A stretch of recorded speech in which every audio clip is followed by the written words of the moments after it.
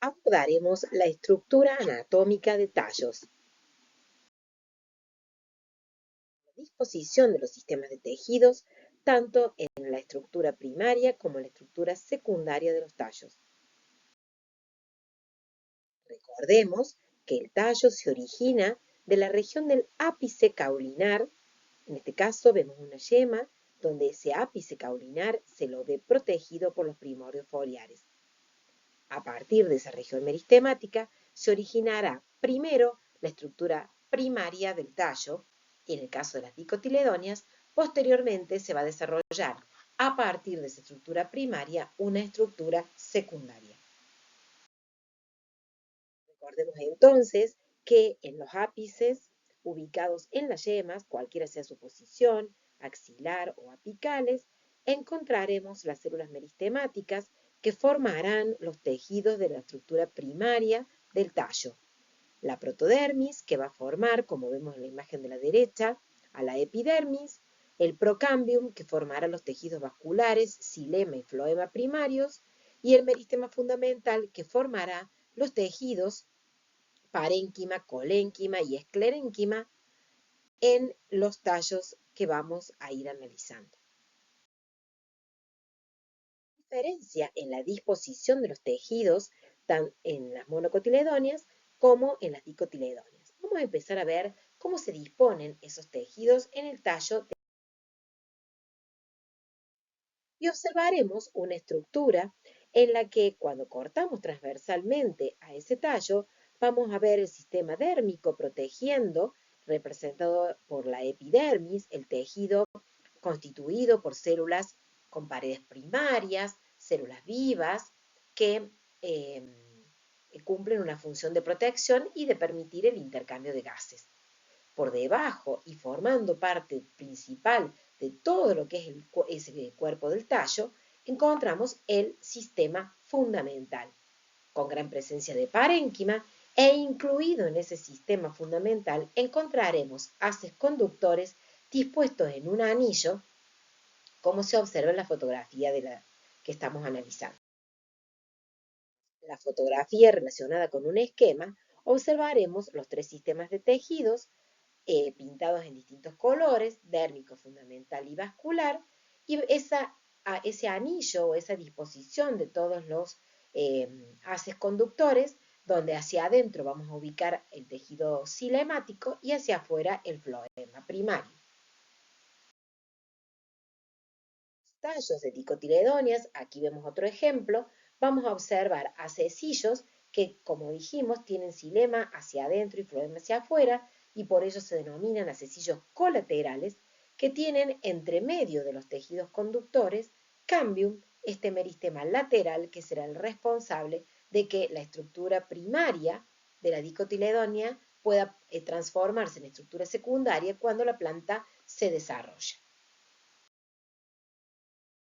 De algunos tallos podemos encontrar una región central, medular, hueca, y hablamos en ese caso de tallos fistulosos.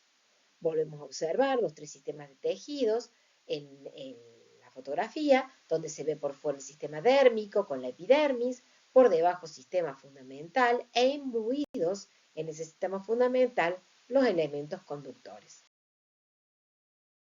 Si observamos entonces en detalle o con un mayor aumento cómo se disponen los tejidos, podemos ver en el esquema de la izquierda que por debajo del epidermis podemos encontrar colénquima como tejido de sostén, ese tejido que tiene células vivas con paredes desigualmente engrosadas, y como son paredes primarias, sus conexiones intercelulares son plasmodesmos o campos de puntuación primarias.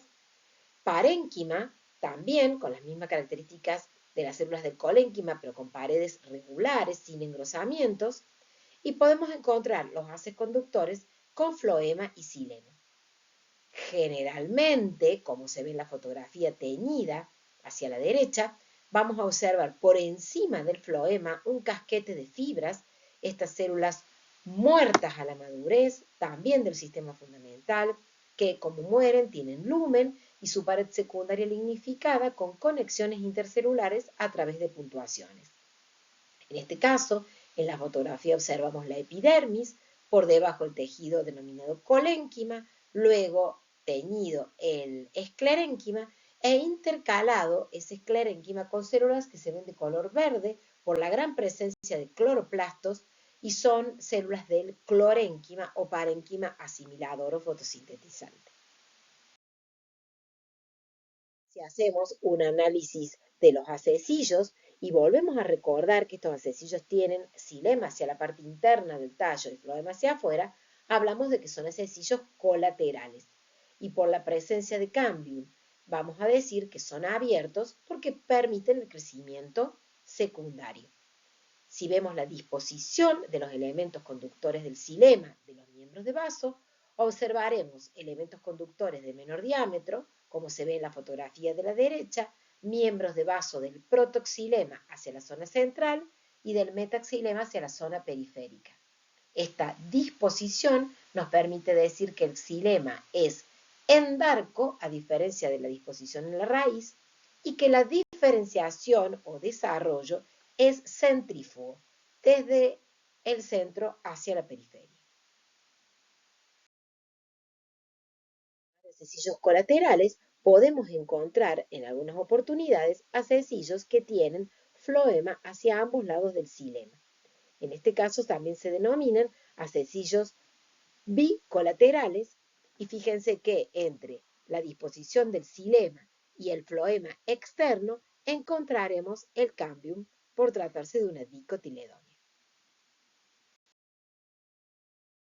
En el caso de las monocotiledonias, en lugar de un único anillo o una disposición anular de los elementos conductores, vamos a ver que estos se disponen en varias hileras o anillos de haces conductores. Esquema, donde tenemos representado también los tres sistemas de tejidos. Ahora bien, si hacemos hincapié y vamos viendo en detalle en la fotografía, vamos a observar que a la epidermis la continúa por debajo un tejido de color verde con muchas células con cloroplastos, denominado clorénquima. Por debajo observamos el esclerénquima y hacia adentro vamos a observar estos anillos de haces conductores que están rodeados también por algo de esclerénquima e inmersos en el parénquima. Esa disposición en varios anillos de haces conductores y en la fotografía detallada de un haz de conducción podemos observar que en el haz de conducción que está rodeado por fibras de color rojizo por la presencia de una pared lignificada que se tiñe con safranina, que el xilema y el floema están dispuestos con la misma disposición que en las dicotiledonias, floema hacia la periferia, xilema hacia adentro, y el protoxilema tiene elementos conductores más pequeños, ubicados hacia la parte interna. Cuando se rompen esos elementos conductores del protoxilema, puede quedar una laguna o una zona que se denomina laguna de protoxilema, y los elementos conductores de mayor diámetro, los miembros de vaso del metaxilema, quedan en una posición hacia afuera. Esta disposición de los elementos conductores y de los acecillos o de bandas de xilema y floema dispuestas en el sistema fundamental nos definen distintos tipos de estela. Lo que era una estela y cómo se disponían en una raíz, en donde hay un cilindro central o una zona central, donde observamos xilema y floema. Xilema de color rojo está pintado en el esquema y floema por fuera. Sistema fundamental por fuera de ese cilindro central y protegiendo el sistema dérmico.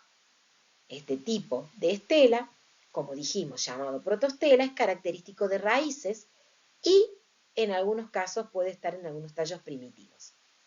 Sin embargo, lo más común es que tengamos la disposición en sifonostelas en los tallos, en donde hay bandas de xilema rodeando el floema. Puede haber una zona central parenquimática, una médula, donde hay sistema fundamental, y por fuera, de nuevo, sistema fundamental protegido por dérmico. Si tenemos el floema por fuera del xilema, decimos que la sifonostela es ectofloica. Si hay floema a ambos lados del xilema, se dice que es anfifloica. Es encontrar eustelas en los tallos de las dicotiledóneas, donde encontramos ese único anillo de haces conductores, en este caso se observan colaterales, abiertos por la presencia de cambium, y atacotelas en las monocotiledóneas, donde también vemos representados sencillos colaterales, pero en este caso cerrados porque no tienen cambium.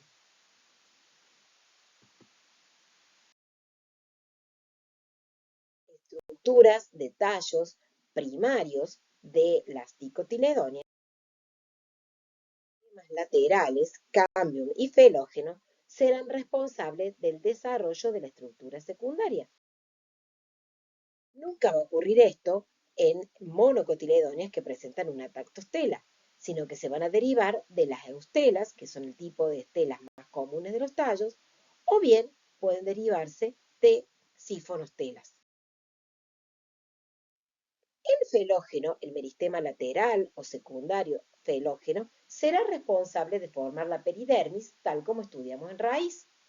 Y el cambium será el responsable de formar el xilema y el floema secundarios. Dispuesto entre los acecillos, forma una especie de pila de células bien organizadas entre el xilema y el floema. El cambium que se encuentra dentro del acecillo se denomina cambium fascicular y se origina a partir del cambium que formó al xilema y al floema primarios, mientras que entre los acecillos se va a formar un cambium denominado interfascicular, cuyo origen es del tejido parenquimático. Este cambium formará, como vemos en las fotografías, un xilema y un floema secundarios a ambos lados, el floema hacia afuera y el xilema secundario hacia adentro, en los que también vamos a observar, como en raíces, la presencia de los radiofloemáticos. Radiofloemáticos y cilemáticos compuestos por células parenquimáticas que se disponen en un sentido perpendicular a los elementos conductores que forman el sistema vertical en esta estructura secundaria. El cambium está representado o señalado con las flechas negras para ver hacia afuera todo lo que es el floema secundario y hacia adentro el xilema secundario. ¿Cómo está constituido el tejido protector de esta? De la misma forma que observamos en raíces. Un felógeno que formará hacia adentro felodermis, un tejido que va a seguir dividiéndose, y hacia afuera ese felógeno formará células del suber, corcho o felema, impermeables, muertas a la madurez, que van a colaborar en la protección de ese tallo secundario. Cuando se forma la peridermis, el intercambio gaseoso se va a producir a través de lenticelas, que son espacios o irrupciones de la peridermis para permitir el intercambio gaseoso generalmente en los lugares en donde se ubicaban los estomas cuando teníamos la epidermis desarrollada. Acá que la peridermis y la corteza tienen importancia económica, importancia taxonómica para clasificar a las especies de acuerdo a las características de rugosidad y color que tienen. Y lo más importante desde el punto de vista comercial es el leño. Se refiere a lo que se conoce con el nombre de xilema secundario. Y ese leño tiene una parte muerta, completamente inactiva a la madurez, que como vemos en la imagen es la parte central de un tronco que está cortado para observarlo. Esa parte central se denomina duramen y es el más valioso desde el punto de vista comercial. Hacia afuera seguimos teniendo xilema secundario que forma la albura porque todavía hay células funcionando y conduciendo sales y sustancias del suelo que fueron absorbidas. Luego vamos a encontrar un cambium vascular que formará hacia afuera floema secundario y posteriormente la corteza protegida por el periciclo que forma la peridermis. Y esta madera, este xilema secundario, por la presencia y distribución de los elementos conductores o vasos, por el diámetro que tienen y el grosor de sus paredes, por la cantidad de radios y por su composición química, va a darle determinada calidad a la madera. Las maderas duras son aquellas en las que predominan los elementos de sostén sobre los elementos conductores y los radios con células parenquimáticas. Cuanto más radios tengo, la madera es más liviana, igual que cuando tengo mayor cantidad de poros o elementos conductores. Y la composición química también tiene que ver con la coloración, con la dureza de la madera, y las paredes pueden tener de la célula celulosa, más lignina, más taninos, y en el interior gomas, resinas, como las coníferas. Pudiéramos observar esa madera y podemos hacer un corte y observarlo en el laboratorio, veríamos esta disposición, en donde están los poros, que son los cortes transversales de los miembros de vaso, acompañados por células parenquimáticas, por fibras y por estos radios de células parenquimáticas que están dispuestos en sentido perpendicular a los elementos conductores. La disposición de los elementos conductores nos permite determinar qué tipo o qué especie de árbol es la que estoy analizando. O sea que conociendo la madera y no teniendo el árbol del que la tomé, puedo saber cuál es la especie de ese árbol por su porosidad.